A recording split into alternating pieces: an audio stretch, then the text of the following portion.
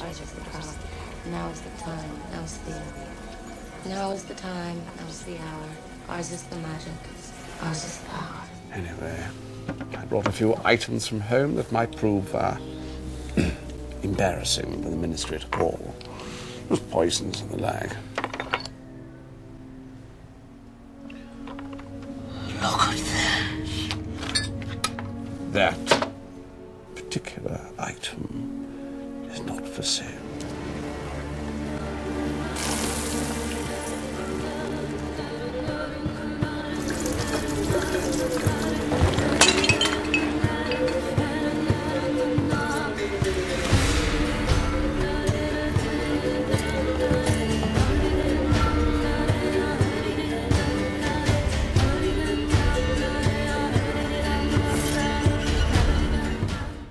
Is your mind open and your soul prepared for another delving into a world of esoteric practices and curious trinkets? Into the occult? Now, mastering your class is good so far as it goes, but if you want to be more than just a shabby practitioner of the mystic arts, if you want to be a master, well, I'll be covering some skills and gear you might consider.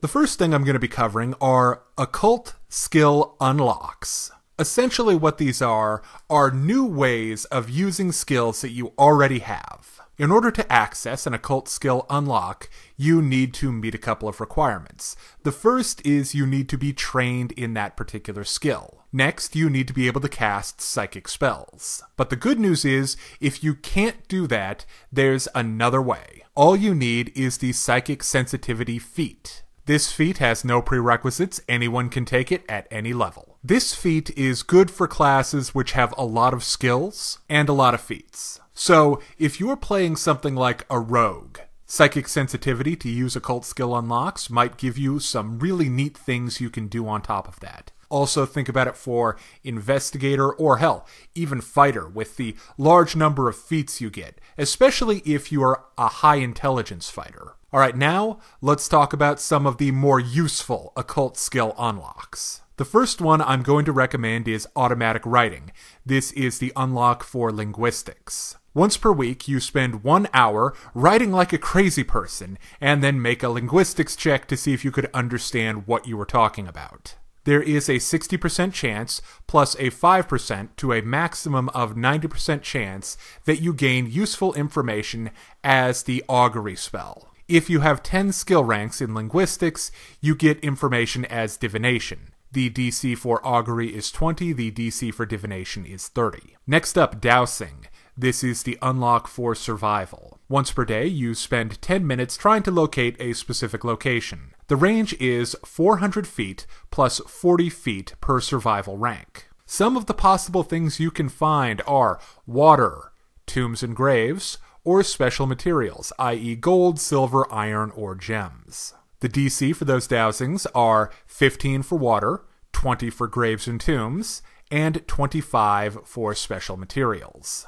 This is a really neat downtime activity for a character with a high survival skill. You can just go out with your Dowsing Rod and see if you can find any special materials, gems, or other valuables. Next, we have Faith Healing. This is, of course, the unlock for healing. Once per day, you can do one of three things. You can restore vitality. This is a 1-hour ceremony where at the end you perform a heal check versus the DC of something which caused ability damage. If you succeed, you suppress 1 point of ability damage for 1 hour, plus 1 point and 1 hour for every 5 you exceeded the DC. Next, you can suspend affliction.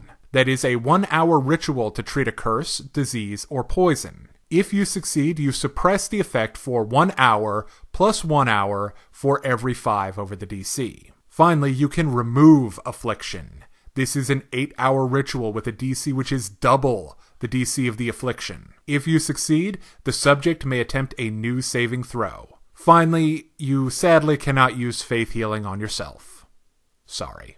The next occult skill unlock is Hypnotism. This is the unlock for diplomacy. Once per day, you can attempt a diplomacy check equal to 20, plus the subject's will save modifier versus mind affecting. You can do a couple of things with this. you can implant a suggestion. The suggestion must be a reasonable action with a defined trigger as the suggestion spell, or the more useful way to use it is to recall memory. This requires a willing subject. If the check succeeds, they may re-roll a failed intelligence or knowledge check with a +4 bonus. Next up, we have Prognostication.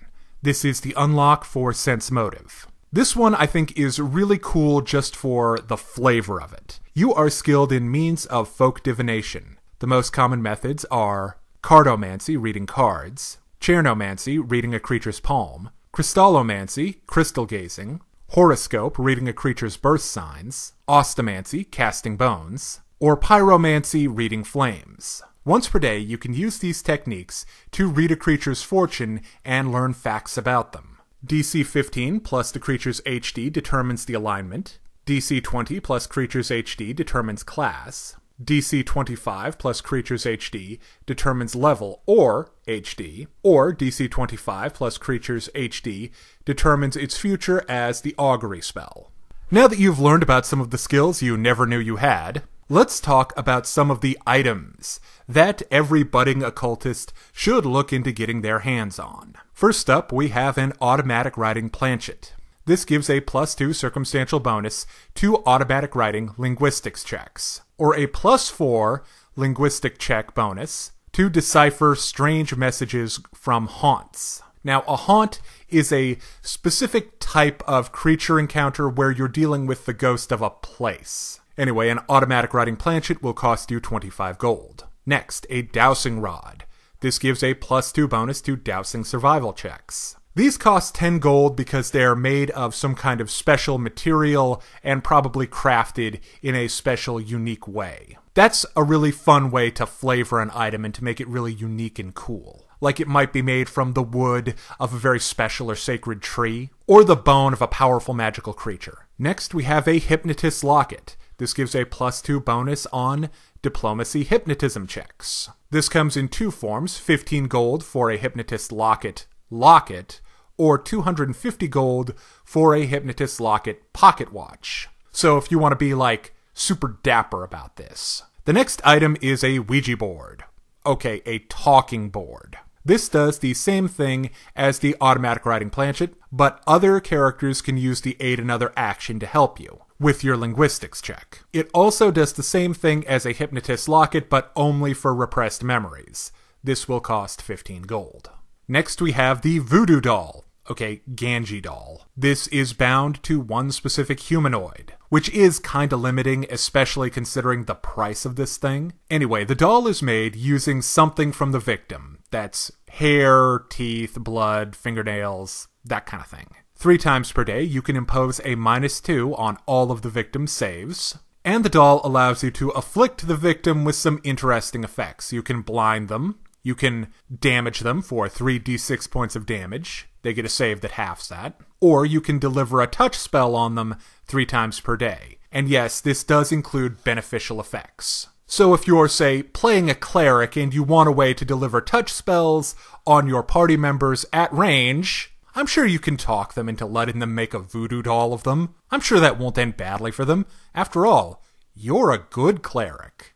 Alright, the price of this thing is going to be 16k gold pieces. The next neato occult item are Lithomancy Stones. These allow you to embrace your inner Eldar Farseer. Once per day, you make a Knowledge Planes check about events in the future. This can be the next 30 minutes for a DC 20, the next day at a DC 30, or the next week at a DC 40. Effects in the immediate future function as the augury spell. In the near future, functions as the divination spell. Lithomancy Stones cost 12k gold.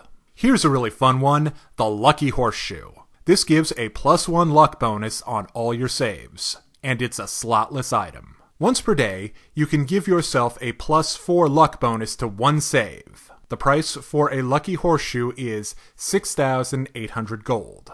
Another fun item that a wily DM should consider giving their players is a Spirit Mirror. How it works is you look into the mirror and say the name of a recently deceased person. There's a 70% chance that this person will show up. The odds decrease by 10% for each week past their death.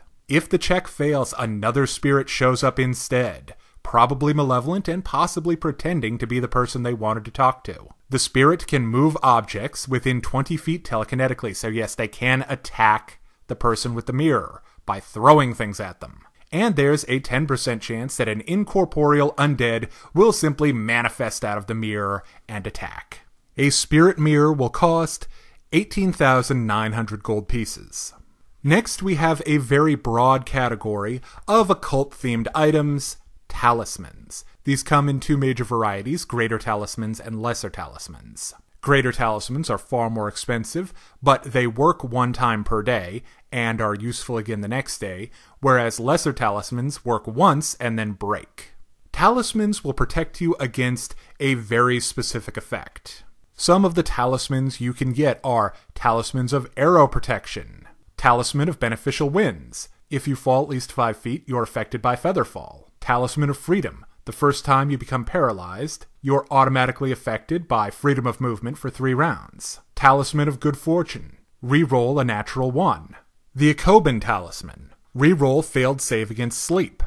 The Ankh Talisman. Get a save or a second save against energy drain, and then force punch the person that affected you. The Hamson Talisman. Get a second save against a witch hex, curse, or hag supernatural ability. Then the SOB that tried to curse you must succeed a save against that same ability because it got reflected at them. The Pentacle Talisman. This glows when you're targeted by magic jar, possession, charm, or compulsion from an evil creature. If you fail that save, you then get a new save and protection from evil for 5 rounds. Scarab Talisman. This will give you a new save against swarm poison or distraction abilities. If you succeed, you're immune to the poison and distraction for 5 rounds. Finally, there's the Triskelion Talisman. This allows you to reroll a failed save against entangled, paralyzed, or slowed.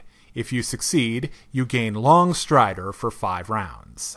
Talismans take up a neck slot, but unlike other neck slot items, you can actually have 3 talismans equipped at any one time. So that's 3 times the protection.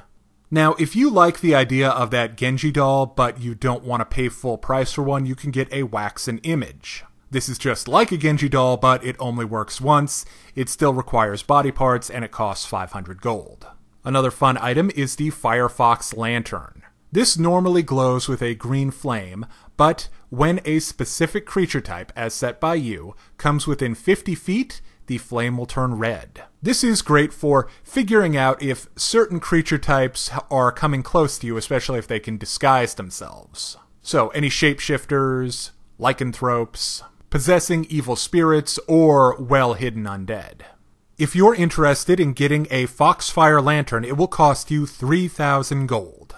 The final creepy doll I have for you is a Witching Doll. A spellcaster binds themselves to a Witching Doll through a 1-hour-long ritual, in which the owner stitches some of their fingernails or blood into the ragdoll's mouth. Thereafter, the owner can concentrate to see and hear as if they were the doll, for up to 1 hour at a time. Doing so leaves their body blind and deaf to its immediate surroundings. When concentrating, the spellcaster imparts a modicum of animation to the doll, allowing it to turn its head, gesture, and speak. Extraordinary senses like dark vision function through the link, but magical senses like arcane eye and detect magic do not.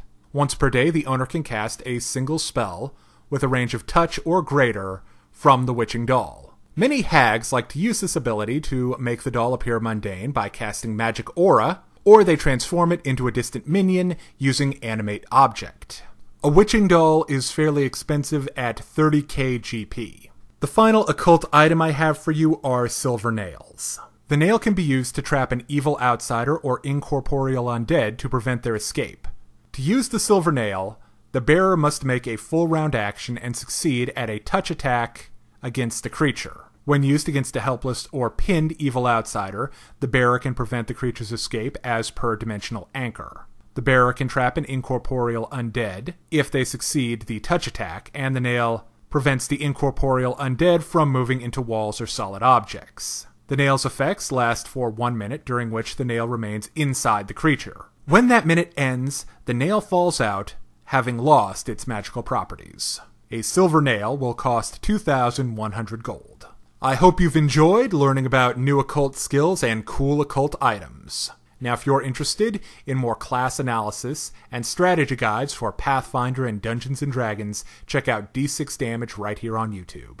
And if you want to go even deeper into the Pathfinder fun, check out the D6 Damage Discord. Thank you for watching.